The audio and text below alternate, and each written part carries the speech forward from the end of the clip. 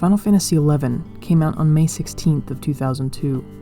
Unbeknownst to many people at the time, there was a big struggle on the part of Hironobu Sakaguchi, the creator of the Final Fantasy franchise, to include Final Fantasy XI as part of the mainline series.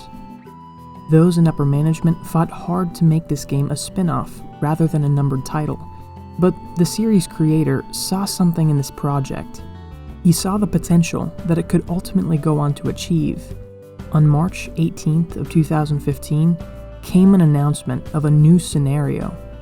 From the very beginning, the ambition of this new expansion was undeniable. They had made great experiences before. They had succeeded in many ways that validated Sakaguchi's perspective on the game. This wasn't enough though. They wanted to realize the full potential of this storytelling medium. This potential was clear to see even all the way back during the launch of the game, but had yet to be fully achieved. They were aiming to make Final Fantasy XI more than it had ever been before. They wanted to create a legacy. On May 14th, 2 months after the announcement, the new expansion came to the game. The expansion that revivified much of the game's vast wealth of content. The expansion that would serve as a climactic conclusion to its long-running story. Before its release, 11 was easier to understand as a collection of loosely related stories and a set of gameplay systems in which some key pieces of content were struggling to find relevance. After the expansion's contributions, 11's entire story was unified to become the most elaborate story of any Final Fantasy game.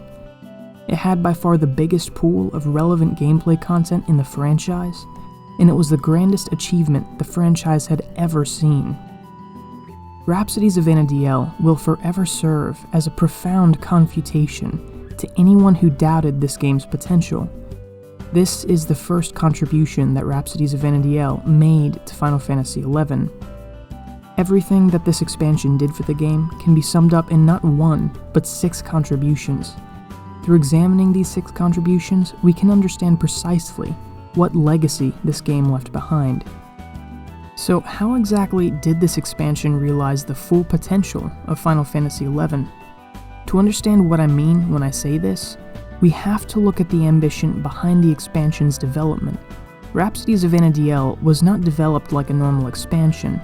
Since its announcement, the developers made it clear that they wanted this expansion to be the grand conclusion to the Final Fantasy XI experience. They also wanted it to be the through line that unified the entirety of Final Fantasy XI. In a forum post they made following the expansion's announcement, they said, quote, "This scenario will serve to tie together 14 years of Final Fantasy XI, and we aim for it to serve as the ultimate compilation of all we have accomplished to date, with major characters from throughout the game's history making appearances, a feat that only a game as storied as Final Fantasy XI can offer.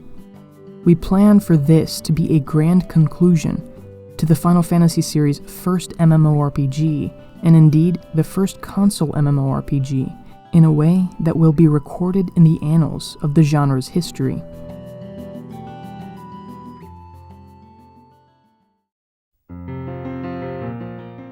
There were several massive hurdles with this though. First of all, most of the stories in 11 were told in a non-linear fashion. As soon as you started the game, you could start just about any expansion you wanted. Many of the expansions may have built on previously explored plots or characterization, but the narratives the game told were rarely ever direct continuations. To make this issue worse, the new story was meant to guide players through the previous stories, meaning the writers would need to meticulously comb through the way each plot from every expansion developed. They would need to write scenes for the new storyline to accommodate both players who'd progressed minimally through each story, and for players who'd finished all of the previous stories. This was a monstrosity of an undertaking.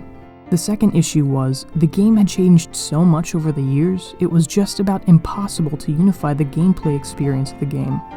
11 is perhaps best known for the gameplay loop it had from its first expansion, Rise of the Zilart. But since then, the developers made several changes that invalidated so much of that gameplay loop. So even if they successfully unified the story of the game, what was the point in a bombastic finale, one that solidified the legacy of 11, if the gameplay system players were readjusting to once again got invalidated. To add to all this, the development team and the budget for this expansion was minuscule compared to what the game had seen in previous expansions. It was also evident from interviews that they had a really restrictive release schedule. The development team was short on labor, resources, and time.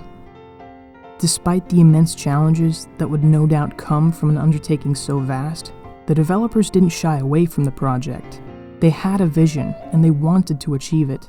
Yoshitsugu Saito, the writer responsible for ensuring the uniformity of the narrative, reported working gruesomely long shifts in order to finish the story.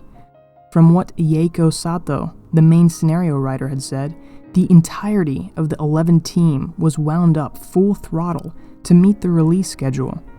Those leading the team claimed to be making unreasonable requests, asking far more from the team than could reasonably be delivered, just to roll up their sleeves and work right there alongside them. The enormous ambition behind this project was matched only by the unbelievable passion that was poured into it through the team's work. There were plenty of doubts as to whether or not the fervor with which the team was working came at the cost of the expansion's quality. Because of how constrained the release schedule was, Ms. Sato said that she had no room to make any real changes from what she had originally written. And given how elaborate the overarching story of 11 is, if there was any time a mistake would have been made, it would have certainly been now. The team wanted to make history. They weren't going to compromise, even if it meant giving up a guaranteed good expansion, for the chance to produce a great expansion. It was undeniable. Rhapsodies of Vana'diel would be a landmark for 11. But whether or not the expansion would establish 11's legacy as a monumental achievement or a catastrophic failure had yet to be seen. Thankfully, Final Fantasy XI is a Final Fantasy game, and Final Fantasy games are no stranger to being in this position.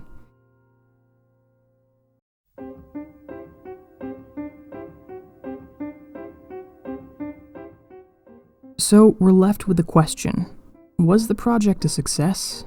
Did the developers create a masterpiece of an expansion? And has this expansion gone down in the annals of history?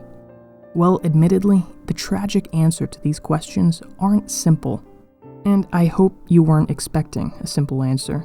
As per the usual 11 fashion, these questions have no simple answers. We should probably start with whether or not this is an expansion, because a lot of players don't actually consider Rhapsodies of Vana'diel an expansion.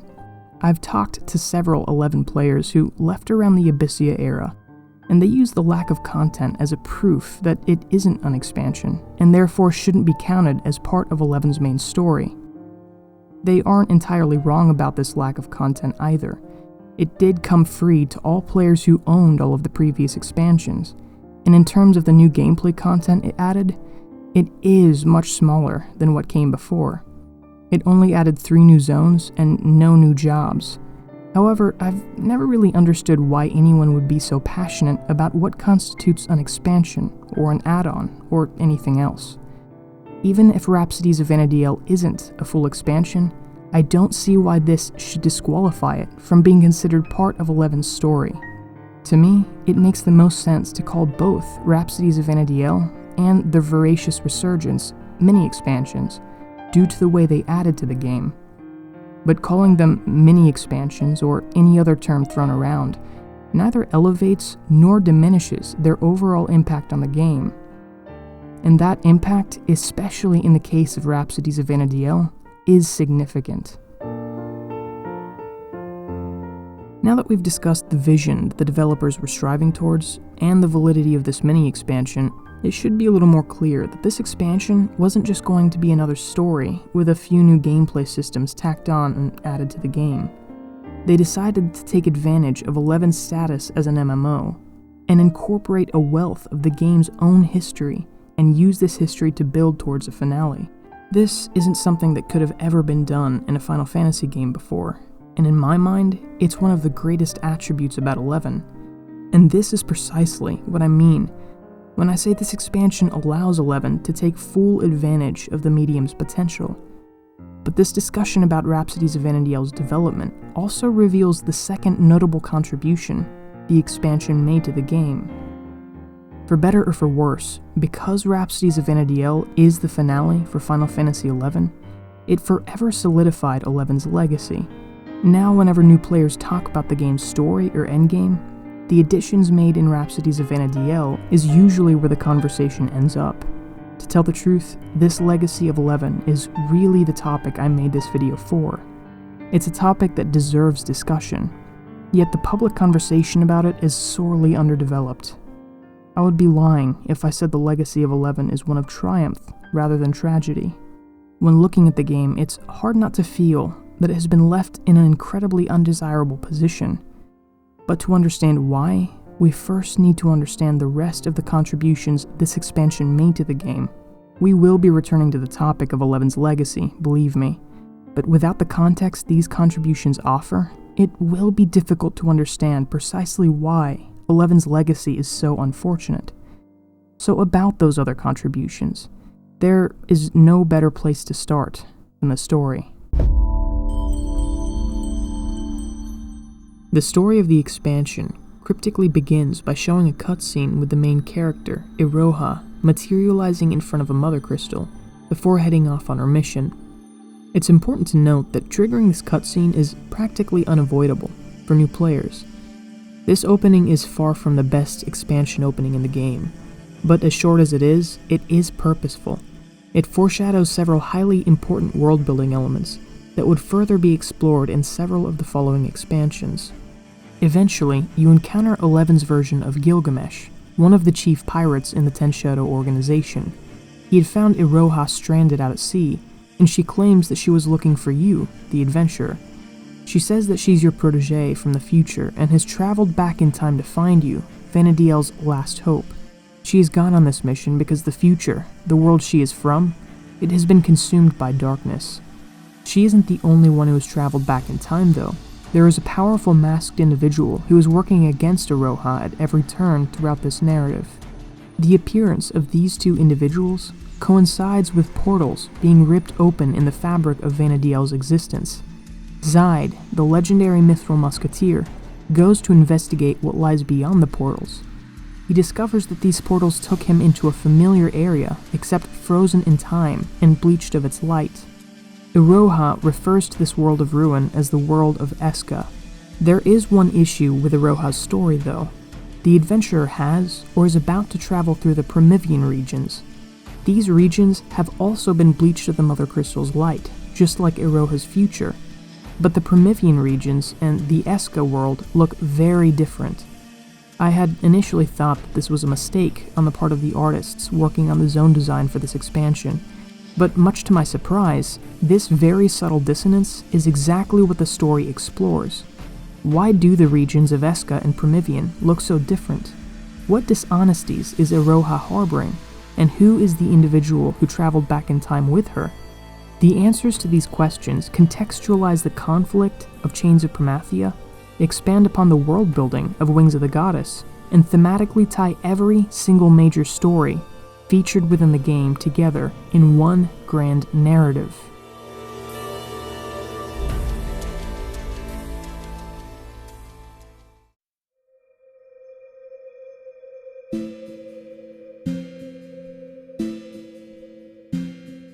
While Iroha gets much of the spotlight throughout the story, she isn't the only character important to the narrative.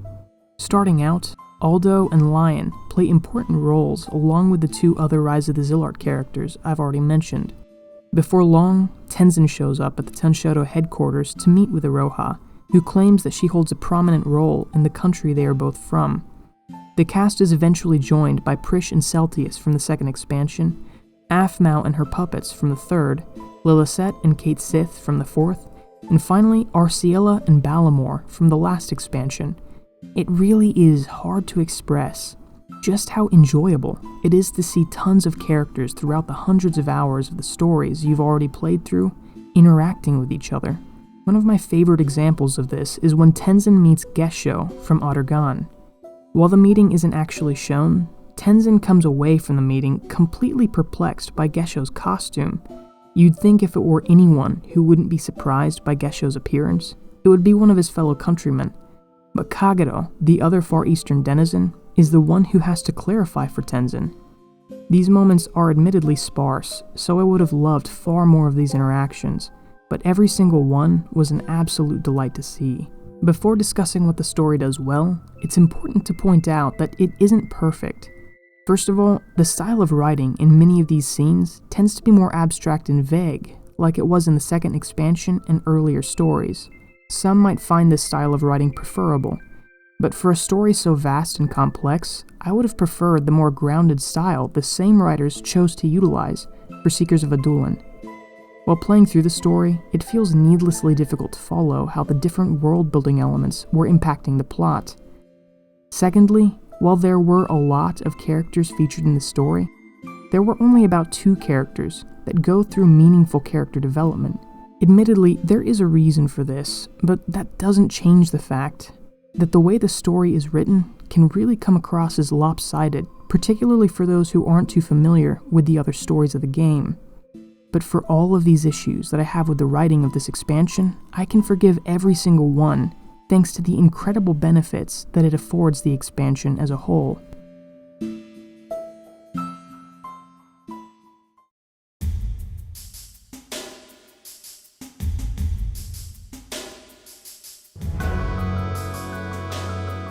One of my favorite things about this expansion is, despite it offering a finale to the Final Fantasy XI storyline, you don't have to finish all of the previous expansions to play this story.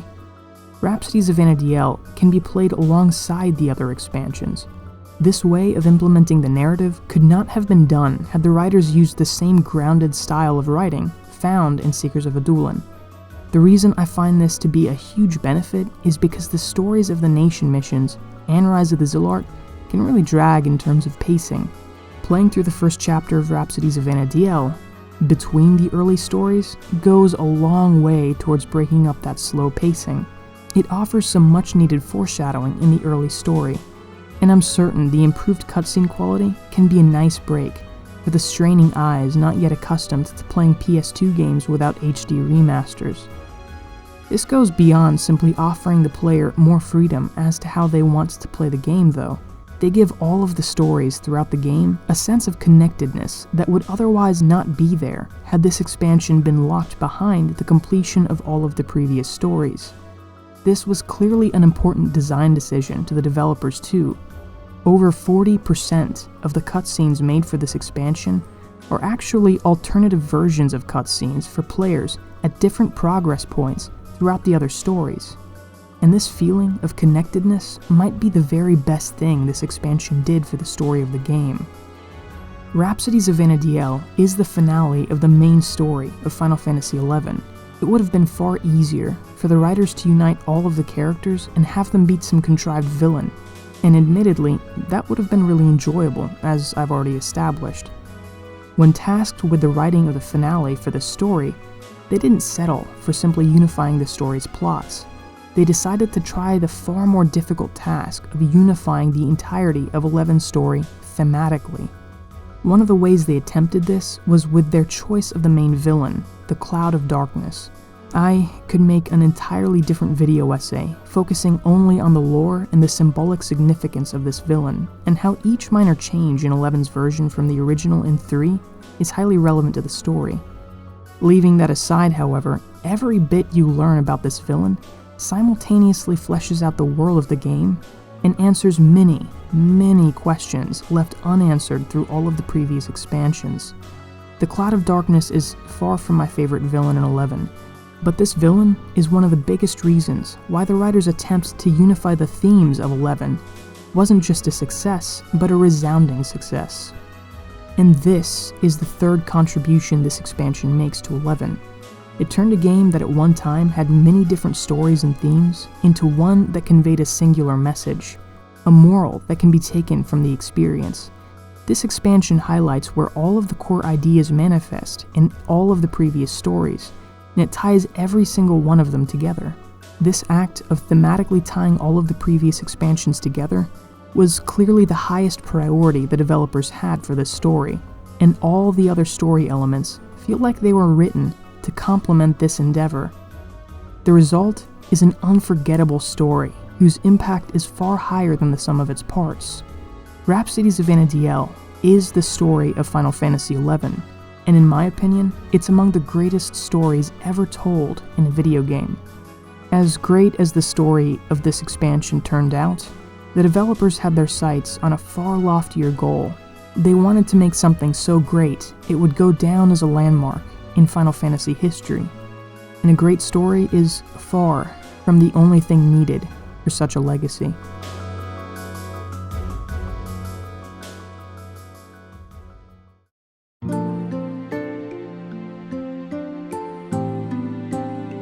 Thanks to the thematic cohesion that the story of 11 has, Rhapsodies of Vana'diel was also able to make another notable contribution.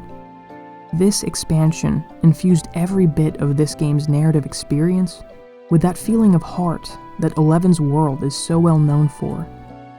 The central theme of light versus darkness and unwavering determination to fight for a better world permeates every single story of the game. However, this daunting task would have been impossible without the blood, sweat, and tears the writers poured into Rhapsodies of Vana'diel. Something often said by Final Fantasy fans is no one would care about 11 if it was just called Final Fantasy Online instead. People only care because it's part of the main series. Dissenters say this in order to excuse this game from the mainline series, and the argument goes, the game isn't good enough on its own to draw players. In truth, I'm not sure I disagree. I don't know if I would care about this game if it were called Final Fantasy Online. But this has far less to do with the quality of the game, and more to do with the fact that the inclusion of 11 into the mainline series had perhaps a bigger impact on those working on it than it did anyone else. Final Fantasy XI would never have become as great as it is if the developers didn't feel the pressure and the privilege to do their best while working on a mainline Final Fantasy game. During one of the interviews I cited earlier, one of the interviewers had asked why they didn't cut corners on certain aspects of development on the story. This question came up after the writers explained how grueling the writing process was for this expansion. Mr. Saito promptly responded, since this is Final Fantasy XI, it would have been no good to care so little for it. This passion for the project can be seen throughout all of the published interviews with the developers who worked on all of the expansions for the game throughout the years. One way this shows is in the choices in music that were implemented throughout the scenes of this story. Over the years, 11's soundtrack would grow with the release of each expansion. Today, the entirety of 11's soundtrack totals well over 200 unique pieces of music. Needless to say, picking the appropriate pieces of music for many of the pivotal scenes in this finale of an expansion would be no small undertaking. But while playing through the expansion, the music was always picked appropriately. Furthermore, the pieces chosen for each of the pivotal scenes almost always carried thematic significance or an overt reference to a previous story. In addition to the vast library of music this expansion draws from, Naoshi Mizuta was brought back to write a new set of pieces for Rhapsodies of Vana'diel. Unfortunately, many of the best pieces of music barely made an appearance in the expansion. Regardless, this soundtrack did give us some of the most beautiful arrangements of the most iconic pieces in 11's history. This soundtrack has the instrumental versions of Forever Today and Distant Worlds, along with a breathtaking arrangement of the main theme of the game. Furthermore, the new music of the expansion carries the same quality already discussed. It masterfully complements the story of 11 while retaining a strong melodic structure.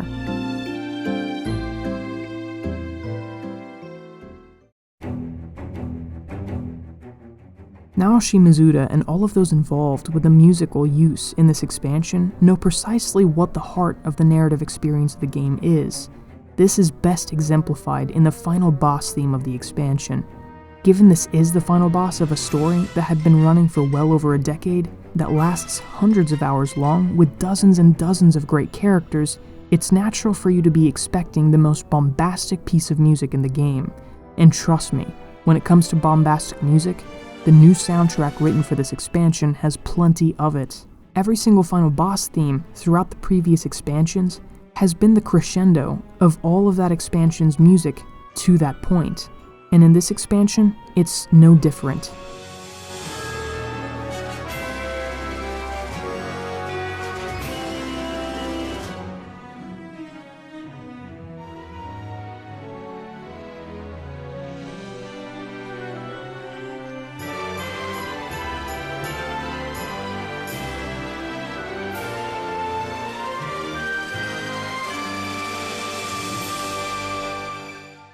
This piece of music that you're listening to right now, this is not the final boss theme.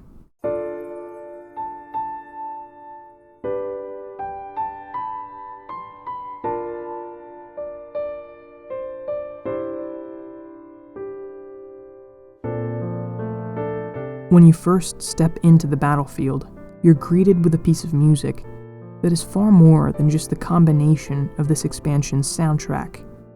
As the memories of previous journeys flash in the distance of this pocket dimension, the piece of music that plays feels very much like the crescendo of all the entirety of the game has been up till this point. The chord progression embraces the dissonance in many of its individual chords that so masterfully accompany the breathtaking melody. This single piece of music is one of the best melodies that Naoshi Mizuta has ever composed, and it's a testament to his growth as a composer over the years. While the story of this expansion tied all of the narratives into one theme, the music used in this expansion, both old and new, infused it with the heart of 11's narrative experience. I'm a relatively new player to the game. I don't have the years of memories and nostalgia that long-term players do. That did not stop this expansion from being quite an emotional experience for me, though. This is a testament to the success of those who worked tirelessly, never compromising on their vision for the project. As much as I'd like to point to this masterfully crafted narrative experience and end our discussion there, we still have quite a bit left to discuss before talking about the tragic legacy this expansion left behind.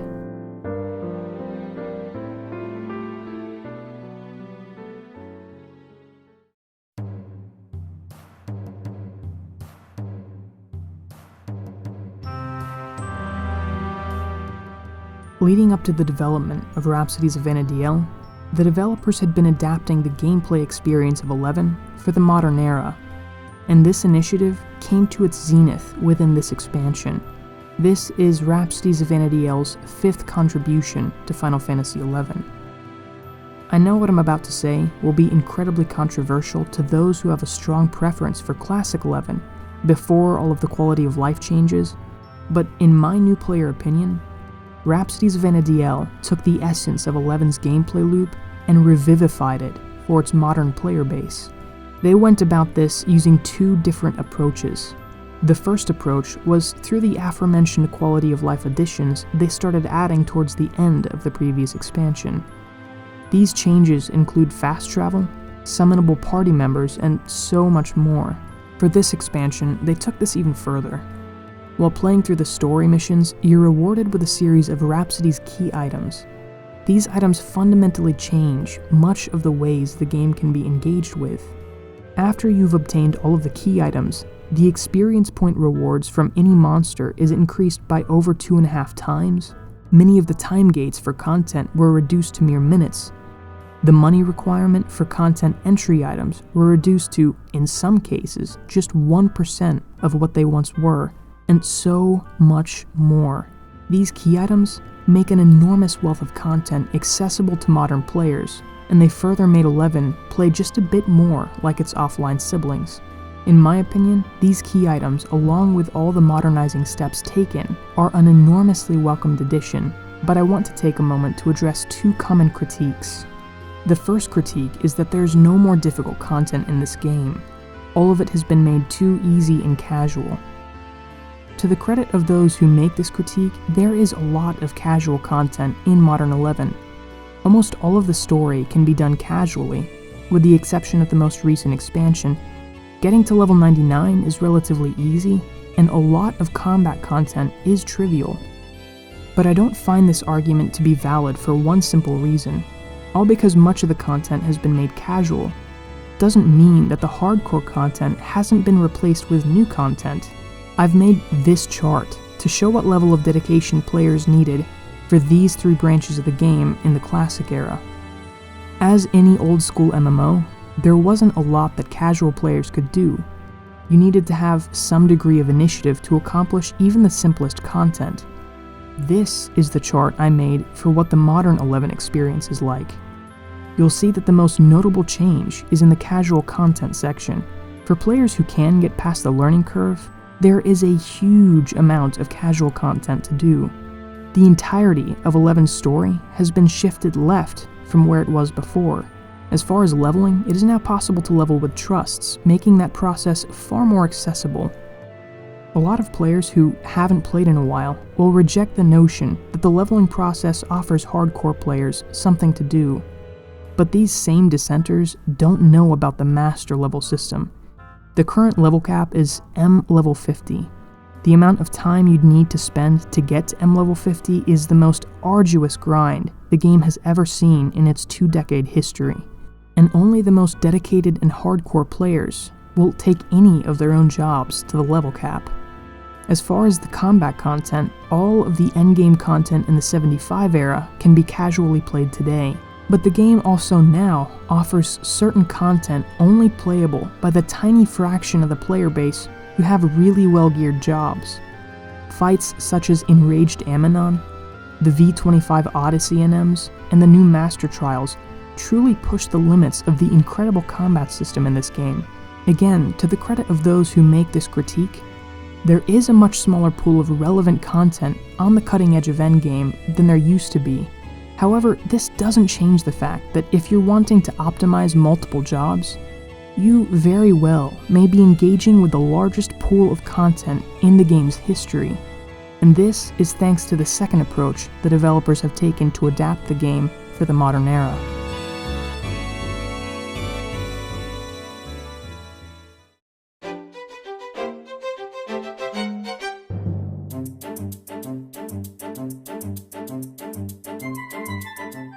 To understand the second approach of adapting the gameplay for the modern era, a bit of context is needed. On June 21st of 2010, 11 raised its level cap from 75 to 80 with the release of the first Abyssea add-on. All of the weapons and armor players had spent the last 8 years collecting had become practically worthless now that there was new gear that was easier to get and far superior. All of the achievements players had worked so hard on were now trivialized. The release of Visions of Abyssea is what I'll call the first great invalidation of Final Fantasy XI. Eventually, the level cap hit level 99, and the developers began making additions to existing content in order to try to make much of what was valuable at one time valuable again. Relic weapons and mythic weapons were given upgrade paths to keep them powerful, and all of the content associated with their acquisition quest lines were relevant once again. Unfortunately, this wasn't the only time 11 had made such a reductive transition.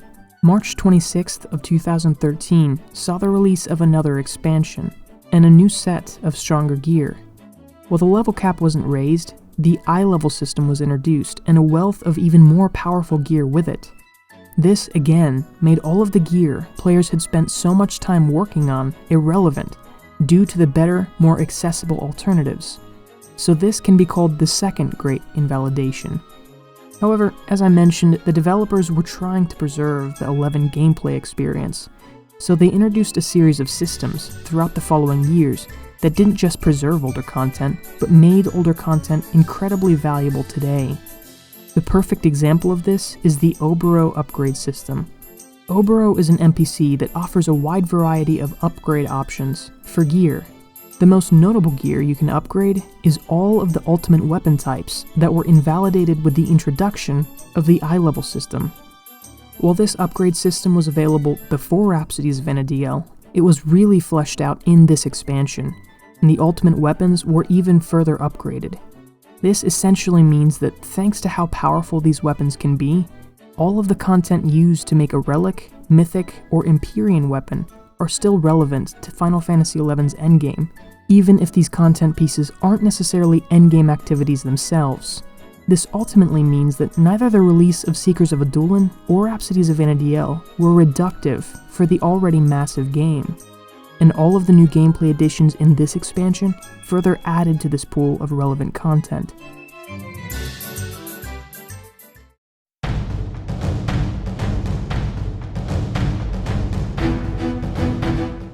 The first piece of combat content is Ambuscade. This allows you to engage in two different instance fights. One is called Regular Ambuscade, and the other, more difficult fight is Intense Ambuscade. These fights are swapped out every month, keeping the content relatively fresh. Ambuscade rewards two types of currencies. Hallmarks, the first currency, allows you to buy perhaps the best bridge armor in the game, and will likely serve you until you start building one of the ultimate armor sets for your job. Ambuscade goes a long way towards streamlining the endgame experience for 11. The currency it rewards can also be used to purchase materials to build an ambuscade weapon. While not technically an ultimate weapon type in and of itself, unless a group puts together a specific damage dealing strategy for a given situation, ambuscade weapons can deal as much or more damage than any other ultimate weapon type in the game, and they're relatively easy to obtain too. So for most players who want to dabble in endgame content without getting too committed, ambuscade weapons make so much of the game very accessible. For players who do want to approach the endgame more seriously, you can also purchase any of the major currency types for upgrading older ultimate weapons with hallmarks. While it would take a long time to build an ultimate weapon type relying primarily on ambuscade alone, it does break up the monotony by offering a second method of farming currency while building one of these weapons. Next we have Omen, where players battle through floors of enemies while trying to accomplish certain objectives. There are several routes that can be taken when progressing through these floors, and this content also rewards special currency and certain pieces of valuable gear. The most notable thing about this content is that it allows Artifact Armor, one of the ultimate armor sets in the game, to be upgraded even further, preserving many of the set's utilities and integrating some of the older content associated with this gear into the modern endgame.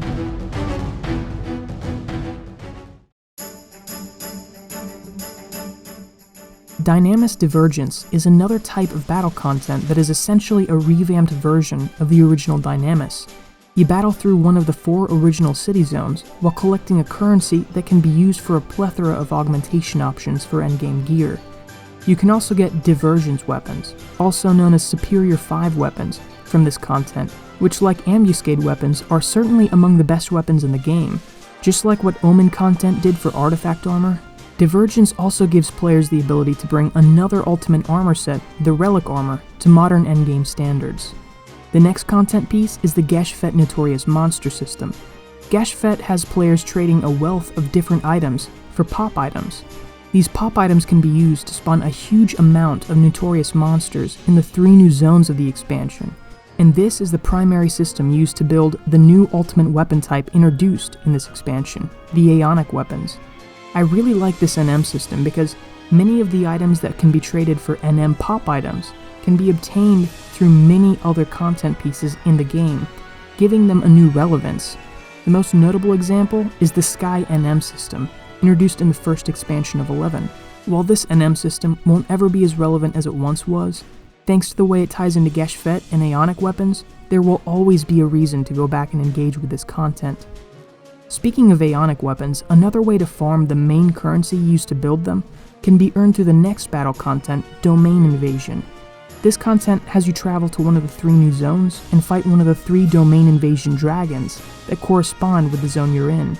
This content rewards Esca beads, which are used to build Aeonic weapons, like I've mentioned, as well as Domain Points, a type of currency that allows you to buy incredible bridge gear.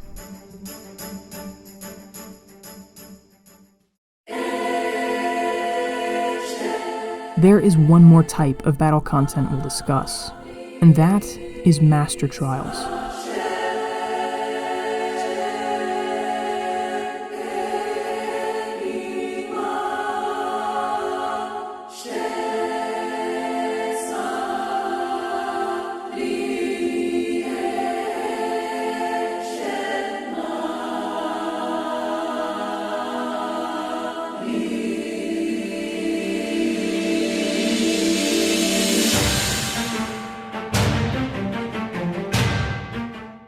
There aren't many pieces of content in this game that were designed specifically not to be farmed.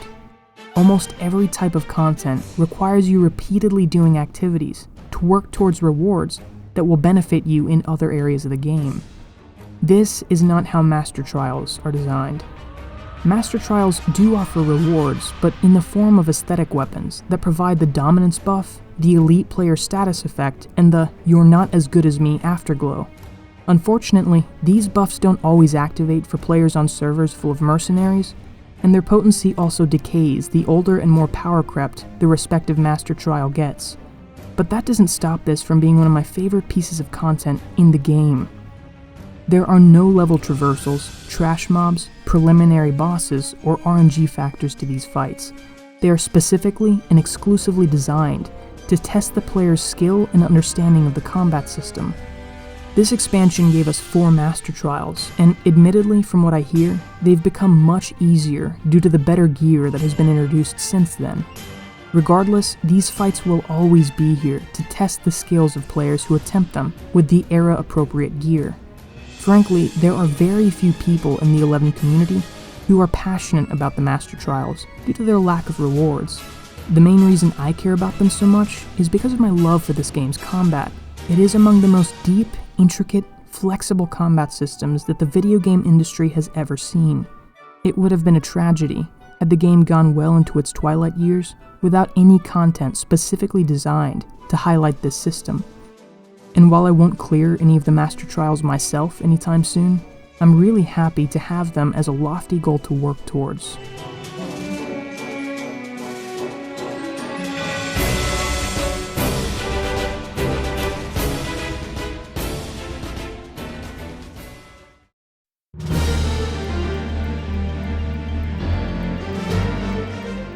Rhapsodies of Vana'diel went a long way towards preserving older content, made several profound additions through its own content, and ultimately shaped 11's gameplay to offer a wealth of things to do across its many years of history.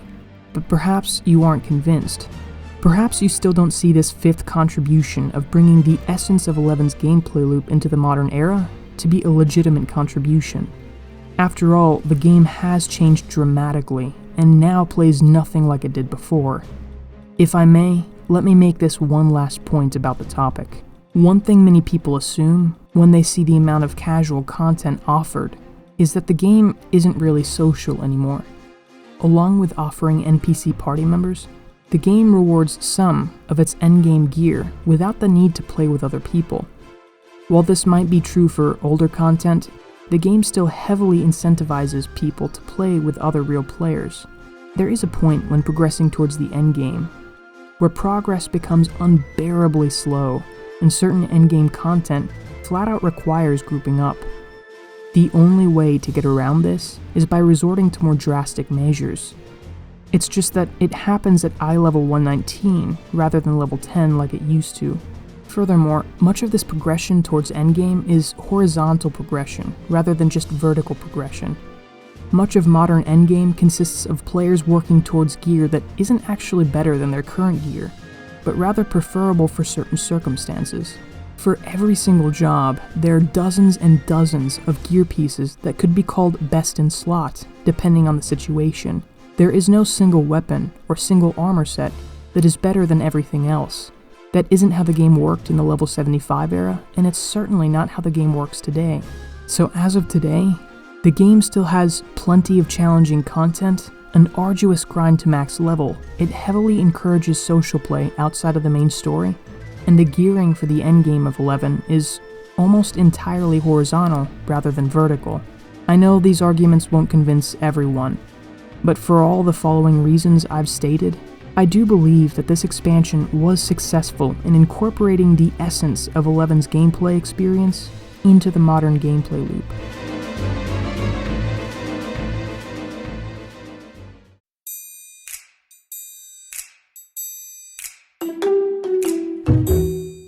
One story-related topic we haven't discussed yet is the story of Iroha outside of 11, who appeared in a crossover event in Final Fantasy XIV. While the story of the crossover event isn't at all relevant to our discussion, the fact that it exists is.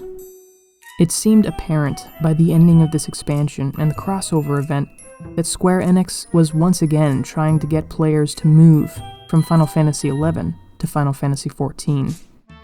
Let me be clear, I don't care if someone decides to play 14 over 11 or vice versa. They're both incredible games that are worth playing. If you've only ever played one without giving the other an honest try, perhaps you're missing out. The reason I bring this up is because it points to a long-running tendency of Square Enix to handicap 11 at every turn. During the lead-up to the launch of Final Fantasy XIV 1.0, development for 11 slowed tremendously, and the content the game was getting indicated that much of the revenue from the game was clearly going somewhere else. When 14 came out, it had all of the same playable races and a very similar gameplay loop. Square Enix was clearly wanting 11 players to start playing 14, a somewhat similar game but with a tiny fraction of the content and very little established world building. They were wanting to convert all of 11's revenue into 14 revenue in one economically convenient act of fratricide. However, the improved graphics of 14 was clearly not enough to offset the wealth of things 11 already offered. Eventually, Seekers of Vana'diel was released, breathing new life into 11, but this expansion's life cycle coincided with the development and launch of Final Fantasy XIV: A Realm Reborn. When they saw that A Realm Reborn was off to a much greater start than the 1.0 version of the game, Square Enix did with Seekers of Vana'diel what they were best at doing between the late 2000s and the early 2010s. They squandered its potential. The expansion underwent substantial content cancellations, from key pieces of gameplay content to the removal of an entire chapter of the story. The producer for 11 even outright stated the aim was for 11 players to eventually migrate to 14. 11 underwent 2 great invalidations, multiple content droughts, and finally in Rhapsodies of Vana'diel, a narrative tie-in to 14.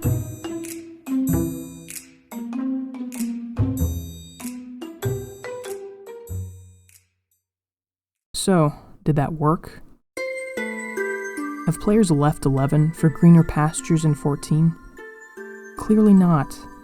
Just as Seekers of Vana'diel gave 11 a new beginning, Rhapsodies of Vana'diel has continually given players more and more things to do in the world of 11, thanks to the way it has contributed to the game's gameplay systems. Rather than 14 committing its destined act of fratricide, 11 has continued to be successful enough to justify an entirely new mini-expansion, the Voracious Resurgence, 4 years after the release of Rhapsodies of Vana'diel.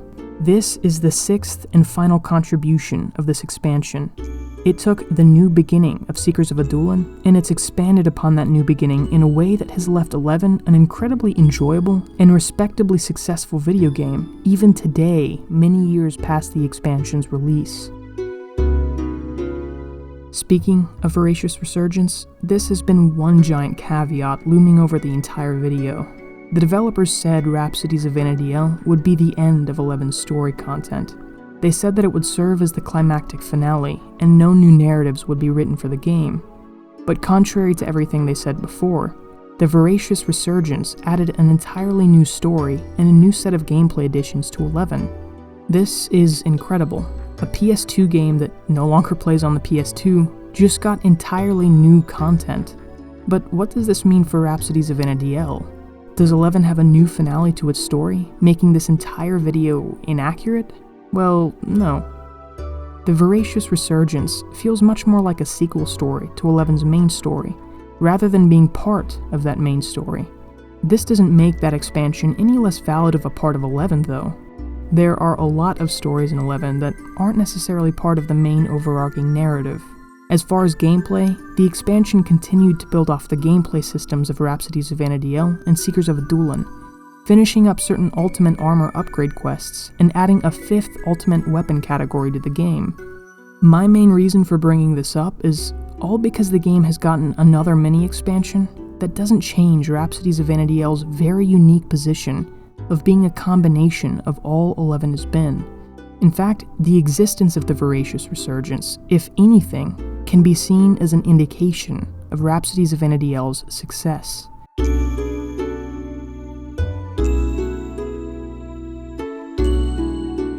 So about the expansion's success. What kind of legacy did it establish for Final Fantasy XI?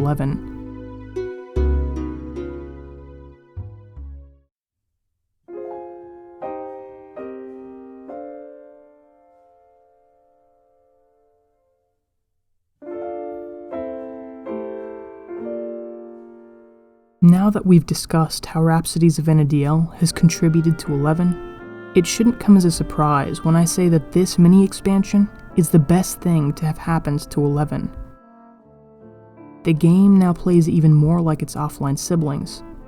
What the expansion has done for the story and gameplay makes the game feel like it's just as, if not more complete than it ever has before. I know that much of my opinion on this is due to my new player bias, but that doesn't change the fact that 11 now offers an enormous spread of incredible content to both casual and hardcore players alike.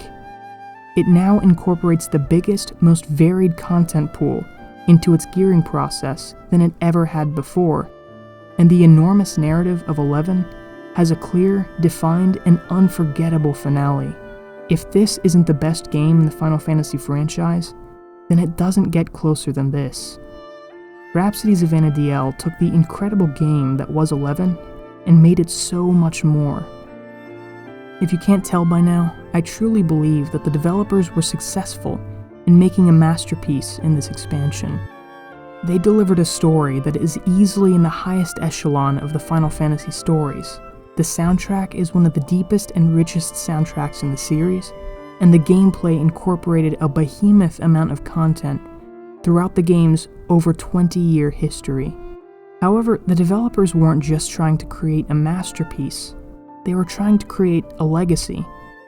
And in some ways, they had some success. Final Fantasy XII would go on to iterate on the gameplay systems introduced in 11. 14 took so much inspiration from this game. 16 borrowed the plot structure directly from Chains of Promathia, and this is just scratching the surface of the ways 11 has influenced modern Final Fantasy, both in-game and behind the scenes. But there was one problem, one thing that makes the legacy left behind by this expansion one of tragedy rather than triumph. The Final Fantasy series is among the most popular JRPG series to ever have existed. After the success of the 7th installment, Western fans immediately began asking for the older games that had yet to be localized. Regardless of how much dissatisfaction many of the new entries have garnered, the Final Fantasy community is still eager to see what the next installment in the series is. After 14's catastrophic launch, the game has gone on to be the most successful Final Fantasy game in history. 15 became the fastest-selling Final Fantasy game in the franchise history after its launch day, and 16 still has among the highest attachment rates of any PS5 exclusive. It doesn't matter if Square consistently fails to localize the Final Fantasy games competently, or if they falter time and time again. As long as the company gives the studios we care about the freedom to develop Final Fantasy games, out of our love for the series and the lore, the originality and the creativity, we as Final Fantasy fans will continue to ask for these games. Despite our love for these games, there is one game in the Final Fantasy franchise that players seem to have no interest in trying. 11 is well over 20 years old at this point. For well over a decade, the game has been made incredibly accessible, and it perfectly exemplifies so much of what we love about the series. In light of this, hardly any Final Fantasy fans have any interest in 11. The masterpiece that Rhapsodies of Vana'diel turned out to be was enjoyed by a tiny minority of Final Fantasy fans. The tragedy of this expansion's legacy is the relationship that Final Fantasy XI has with the series that it's in. The game is currently the second most financially successful Final Fantasy game to date, but it's also the game that the least amount of Final Fantasy fans have played. It's the least talked about and least relevant entry in the mainline games. 11 has achieved so many accomplishments that have never been recognized. It's made so many contributions that were never acknowledged. In the Final Fantasy franchise, 11 is the greatest story never told, the greatest music never heard, and the greatest game never played. In spite of this tragic legacy, however, thanks to the Rhapsodies of Vana'diel, Final Fantasy XI is a masterpiece that, in my opinion, deserves to be remembered as one of the greatest video games of all time.